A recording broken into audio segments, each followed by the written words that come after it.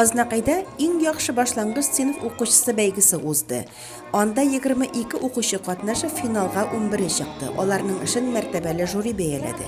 Qatnashuvchilarni rayon boshlig'i o'rinbosari Roza G'aliyeva salomladi. Были самые лучшие, eng yaxshi o'quvchilarimiz sahnaga mindilar. Также хотелось бы поблагодарить родителей, которые прикладывают все возможности для того, чтобы дети с гордо поднятой головой, уверенной походкой поднимались на сцену и участвовали в конкурсах на определение лучших из лучших. Благодарю вас, дорогие учителя начальных классов, первые учителя. Konkursning birinchi ulushida o'quvchilar o'ng'ishlari ham ijodiy san'atlari bilan tanishtirdilar. Konkursga men bek uzoq hozirlandim. Tatar tili olimpiadasidan rayon ko'lamida birinchi o'rinni oldim. Biz birga konkursda rayon bo'yicha shulay birinchi o'rinni oldim.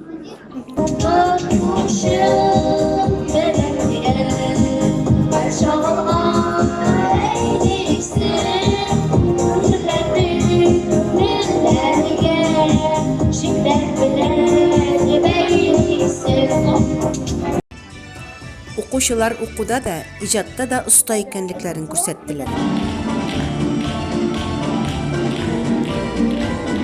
Balalarını konkurska soylab olganda avul mektebinde bik ağır indi. Çünkü balalar soğaldığına, şuluk balalar sport boyunca şugullanırlar, şuluk balalar oku boyunca olimpiyadalarga baralar, şuluk balalar teatrda qatnaşar, hem indi başka krужокlarga da yürüyüş.